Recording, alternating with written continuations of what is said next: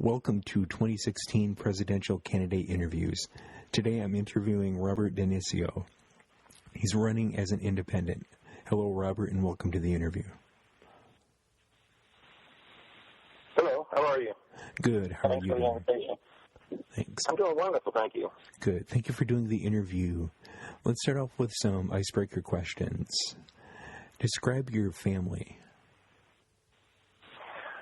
Well, I have a wonderful family. I came from a strong background. Actually, I was born a U.S. citizen in Naples, Italy, at the U.S. Naval Hospital. My grandparents on my father's side were Italian immigrants, and great-grandparents on my mother's side were Irish immigrants. My father had risen up from the inner streets of South Boston and become the chief of intelligence for the United States Coast Guard. He played football, ran track for Boston College, was a Golden Gloves boxer. His name into the DC Sports Hall of Fame, served in 2 wars, and earned his BS and MS degrees. My mother, in addition to raising 6 children, worked tirelessly as a Red Cross volunteer for over 20 years at local hospitals, and she's still volunteering today in her 80s each week. I'm the middle child of 6 siblings. I have 3 wonderful children, 1 son and 2 daughters, who have recently graduated from college and are the loves of my life. And I have 9 nieces and nephews. I grew up in New York and Rockville, Maryland, and I lived in D.C., North Carolina, Georgia, and Florida, while traveling routinely to Chicago, Charlotte, New Orleans, and throughout the country, getting to know the real heart and concerns of the nation. Describe your employment and your work history. I'm sorry, I didn't hear your question. Describe your employment and your work history. Oh, okay. Well, primarily now it's Dionisio United, which I do global speaking on issues of platform development for improving the economy and also the socioeconomic problems that we have. I began my career, my business career, when I was 9 years old. I started recycling glass insulators, glass bottles, and aluminum cans. I would collect them with a team of young kids and sell them back to the local sandwich companies and the local utility companies.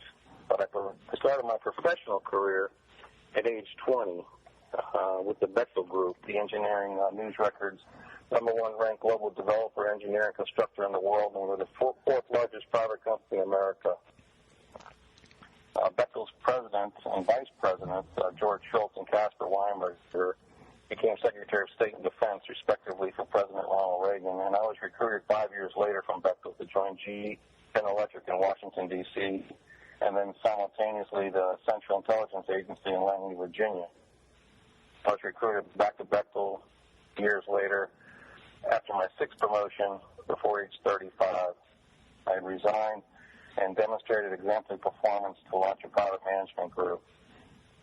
I guess my career highlights would be 30 years of global business operations, government affairs, industrial policy development.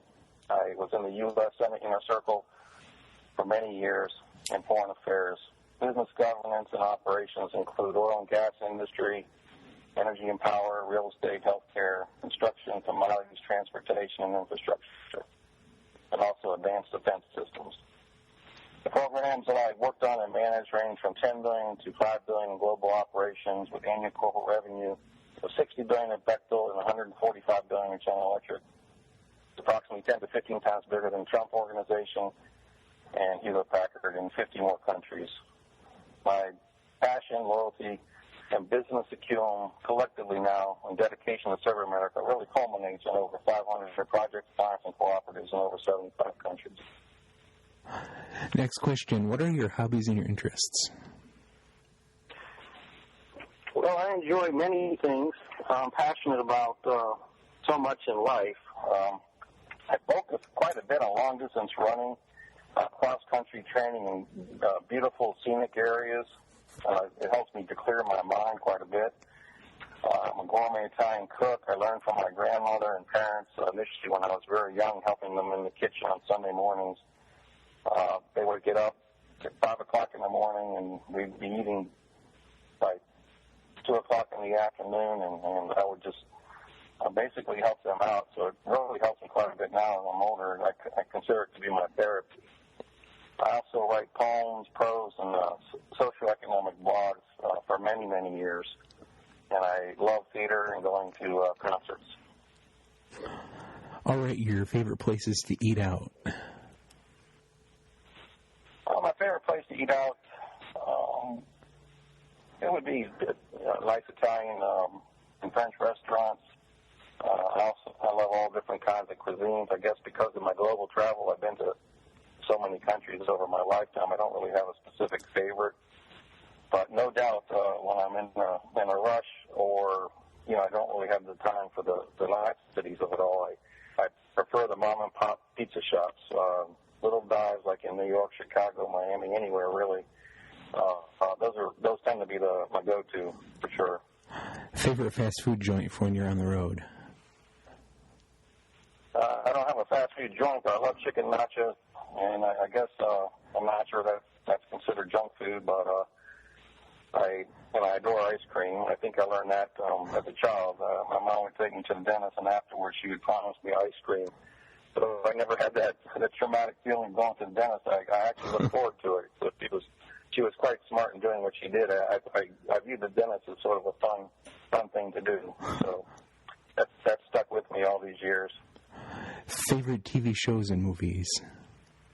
I'm not a big TV watcher. I'm more theater, concerts, and movies. I don't have much time for TV anymore. I used to enjoy Johnny Carson and David Letterman quite a bit. I really enjoy Jimmy Fallon. I think he's an excellent performer and interviewer, so I enjoy that show when I can, even though it's late at night. It helps me to unwind a little bit from usually a hectic day. And, of course, the news stations to keep up with current events. But there's really a limited amount of information you're actually getting from the news, and it's often can be distorted. So, I guess as far as TV shows goes, I used to like Modern Family when I could watch it, and 24 was outstanding. Do you have any pets? When I was young, we had a beautiful golden, it was a German Shepherd named Prince. And then later on, when the children were young, we had a King Charles Spaniel named Bailey, who the family absolutely adored, but currently I don't have any pets myself. And the final icebreaker question. Name a song you consider a life motto, an anthem, something that describes you. Well, there are several songs that come to mind. Nessun Dorma by Andrea Bocelli is probably my favorite area and my favorite song. Bono's A Beautiful Life has a lot of value and meaning to me.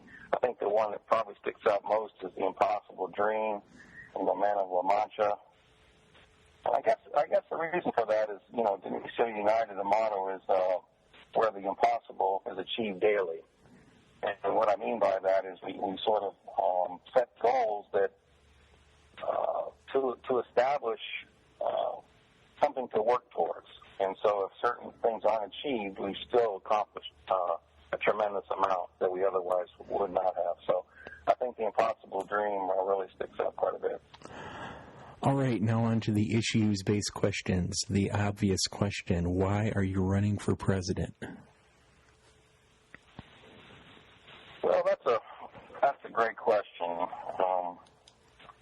I decided after receiving encouraging support from grassroots citizens, the business community, government, and military personnel really across the country that I would run for president.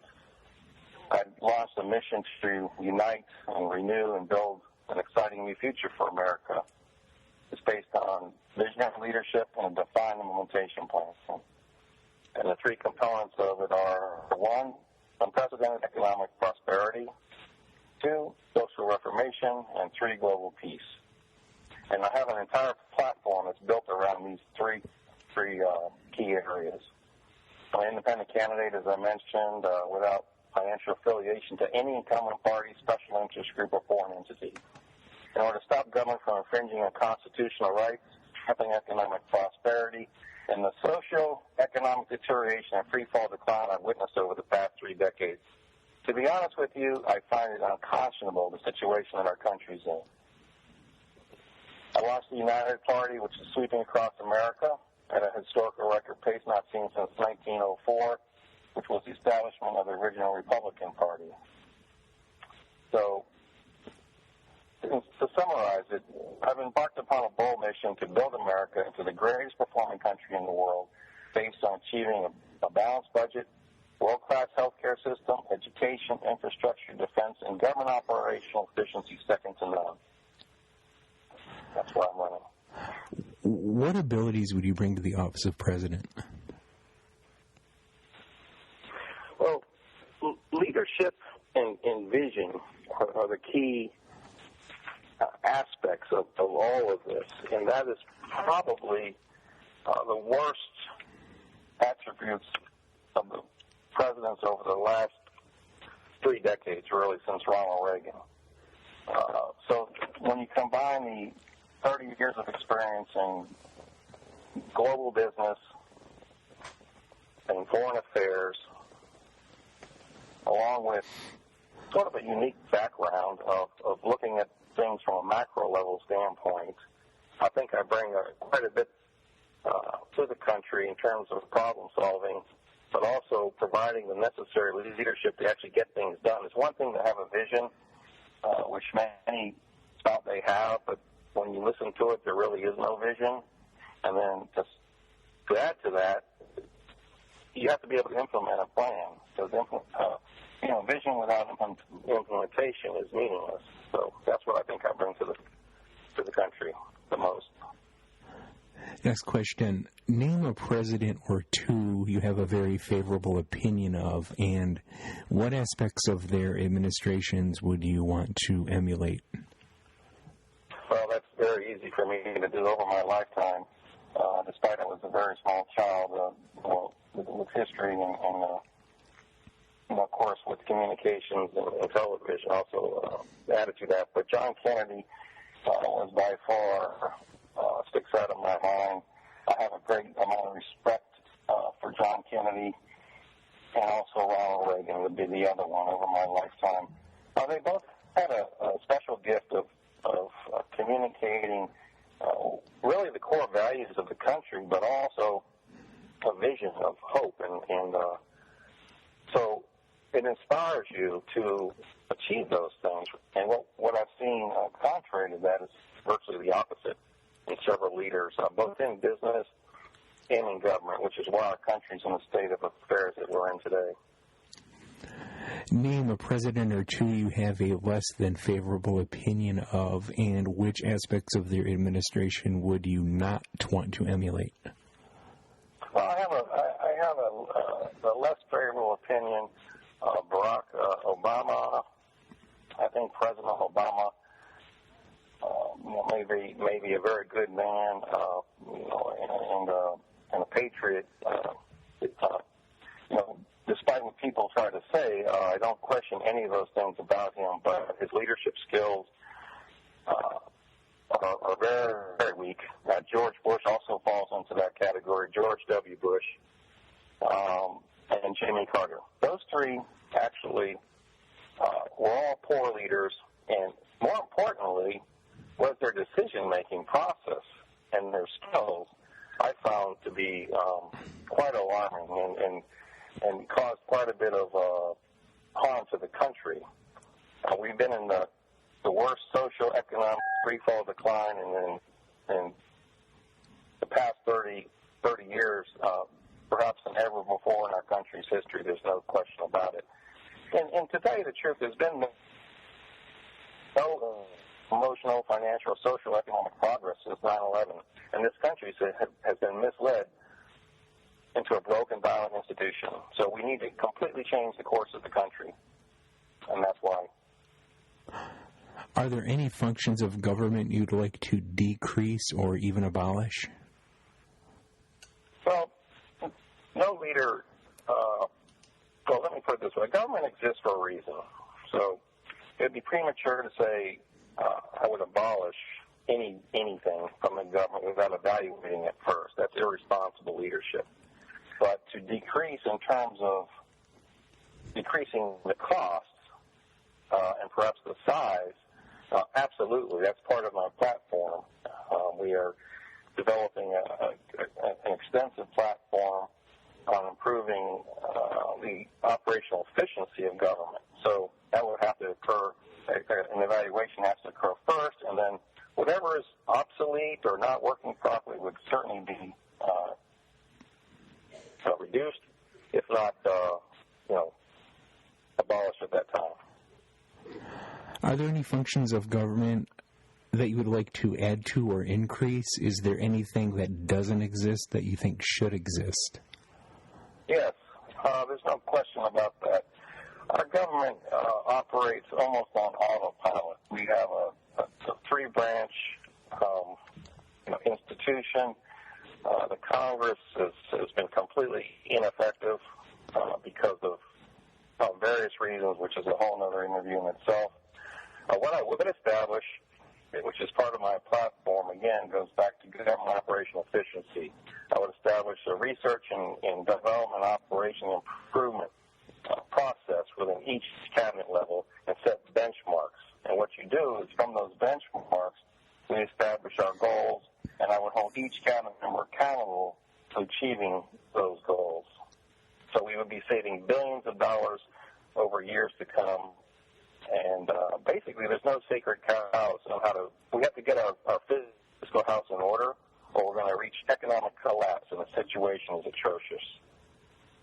We've actually continued to put the burden on our children and grandchildren, and quite frankly, this country has been betrayed time and time again. So all of that's going to come to an end, and we're going to establish real leadership and real operations on how to run a government and improve it. That's the key. Improve the operation and reduce the cost to the taxpayer. Describe your stance on taxation. Well, taxation is a key component of a plan that I've developed, which is a 10-point plan to revive the economy to this unprecedented prosperity that I'm talking about. Unfortunately, the proposals that have been provided to date have been just atrocious. I mean, they're basically massive revenue shortfalls with making a lot of promises by candidates that will never be achieved and never fulfilled. Taxation is nothing more than a way of politicians tinkering to act as if they have some sort of economic plan. My tax program is very, very explicit and it ties directly with the economic development of this country. We have an extremely unfair system right now, and I will be sharing that actually in a separate presentation of himself over these 10 points of the economic plan. One thing I found over the past several months is that candidates like to take your information and once they learn about them and use them. And so I've also had enough of that, and we'll be, discussing these things when appropriate during debates in 2016 and also beforehand, so the American people can see what a real plan is to rebuild this country. On to a different topic. Describe your stance on the abortion pro-choice issue.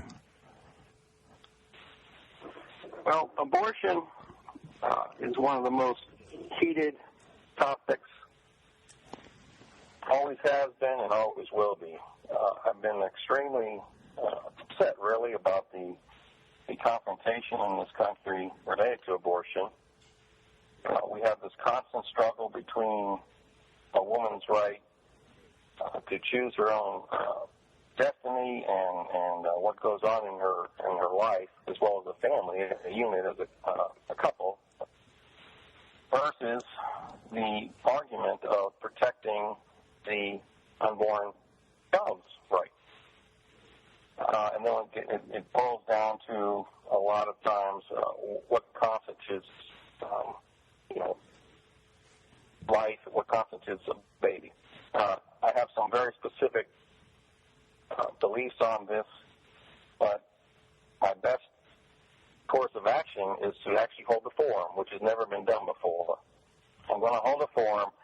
going to bring together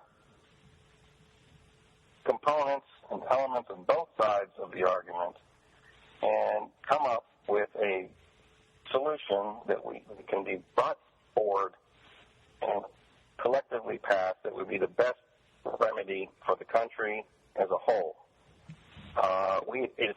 It's just an atrocity, the things that are going on, the rhetoric, the demagoguery, the falsification of videos, even as recent as the past month. There's all kinds of things that are going on.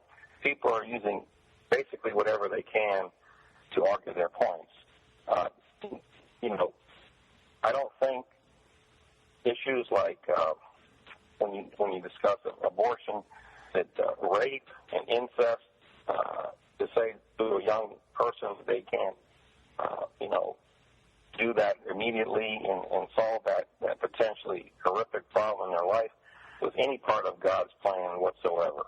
I've read the Bible numerous times and speak to this to theologians alike on both sides of the coin. Basically, rather than giving my personal view on the entire situation, I think that's the best course of action right now because of the division in this country.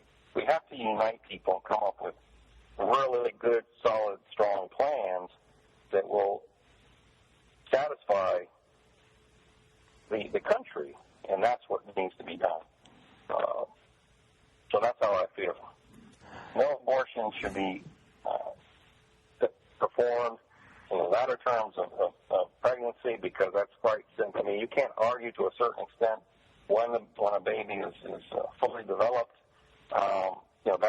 That's just complete nonsense to allow those kinds of things. And in the same token, abortion should not be a birth control method either. That's just as inhumane and lacks morals. I mean, we can't impose our faith on other people. That's one of the greatest things about this country. And some people have no faith whatsoever. So the morality of one is not going to be the same as the other. And that's the hardest thing for people to come to grips with in this country, is that not everyone believes the way you do. And so we have to come to a solution that best fits that. Otherwise, that's what the system of law is for. The Roe versus Wade and all these, you can collectively petition and put people into office that you would like to see a law passed and the government entity itself moving in a different direction. You have that right to do that. That's what makes our country great. But I think there's a way, instead of that constant fighting back and forth, would be to have this forum to really get the issues out and see if there is a collective middle ground to where it makes sense for the country. What role should our military play in the world? Okay. Our military should play a role to protect this country. And as far as the world is concerned, I have extensive experience in global operations. We have to be respected and live up to our word. So when we make commitments, and that also goes for our friends and allies when it deals directly with the military. One of the big concerns with allies and also people within this country is our word doesn't mean much anymore. We've lost considerable amount of stature around the world with both our friends and our so-called enemies. We will be building our military strength to handle what's called a multi-tier confrontation, and that we're totally inequipped to do that right now. So if you have a national war, I mean, you're dealing with a fight against a particular nation, and then you would have uprisings in other parts of the world, as well as domestic insurgents committing terrorist acts. We are totally unprepared to handle that.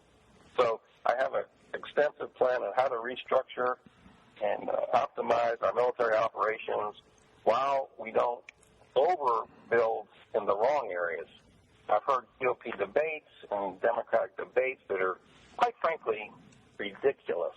They're already talking about how many tanks, how many battleships. It's all this bravado sort of mentality, which is intellectually devastating when you look at what is really required for military operations. It's actually atrocious. You have to define your requirement, okay? And what I mean by that is you have to understand what are your threat levels, and which we do to a certain extent already do that in the government. But what we don't do is we don't then take those requirements and turn them into military policy. To what level do we have a strategic defense against attacks versus what are offensive capabilities and tools? And really, we're quite unprepared right now to handle this multi-tier confrontation that I'm describing.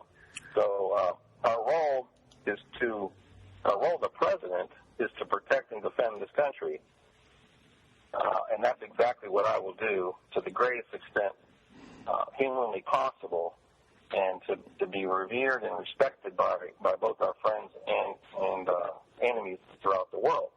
Because, unfortunately, there are certain entities and really some countries, in fact, that only respect military strength, which is a sad situation in today's world, but that's the reality of today's world.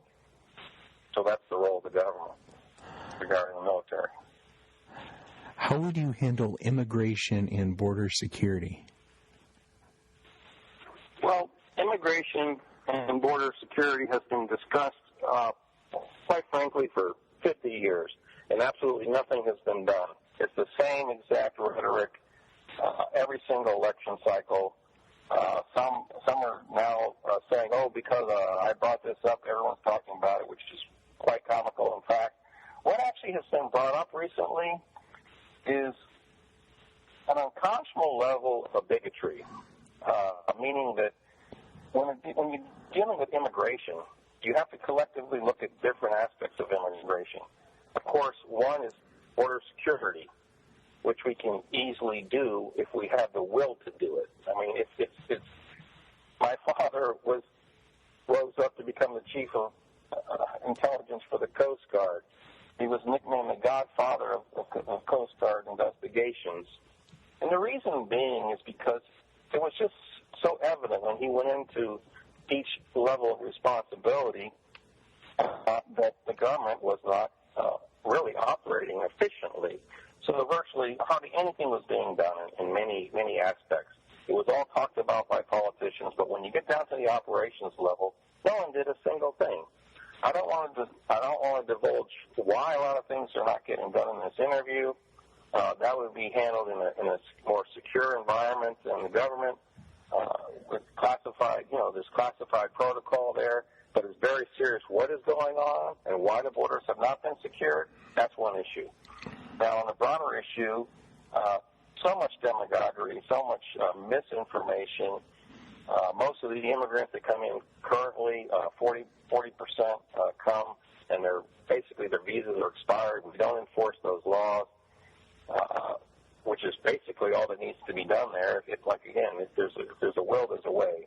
As far as going around collecting undocumented immigrants and sending them back to other countries, it's laughable. I mean, it's the most ridiculous thing I've ever heard. You have to look at the socio-economic impact of what you're saying and what you're doing when you're in a leadership role. This is the biggest single problem right now in this 2016 election, is people are oblivious to the impact that they're having on the economy and foreign relations and terrorism. Every time they open their mouth and make an inappropriate comment, the ramifications are very serious. And we're going from an already hostile environment with riots happening everywhere on a daily basis. Now we're going into another level of discrimination, okay, which is causing other elements to rise up and become really angered and infuriated. So when you talk about immigration, you look at things. Okay, you have to stop people coming in illegally. That's been, again, talked about for 50 years, and that's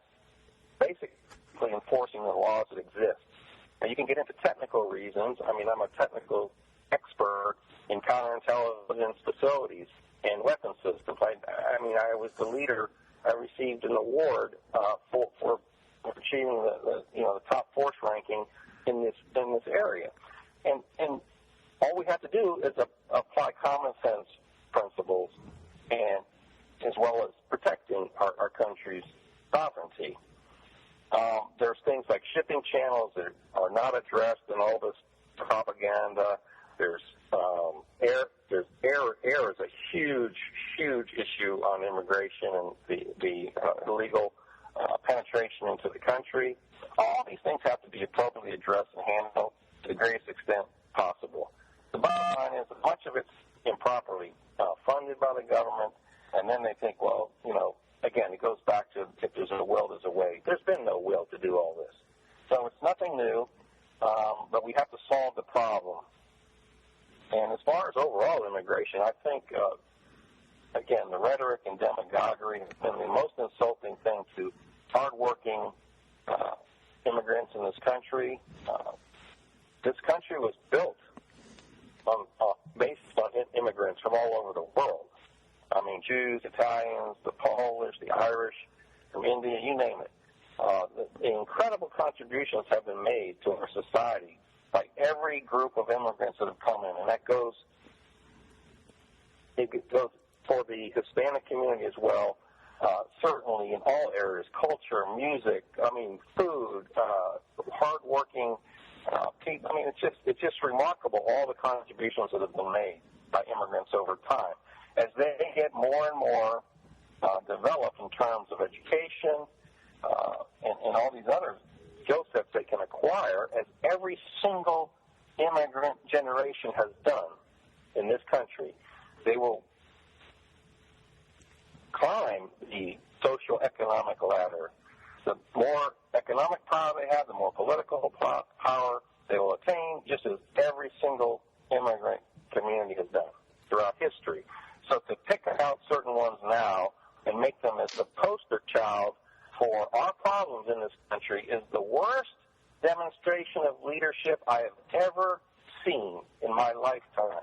It shows you're a weak leader, that you have no vision for this country on how to rebuild it.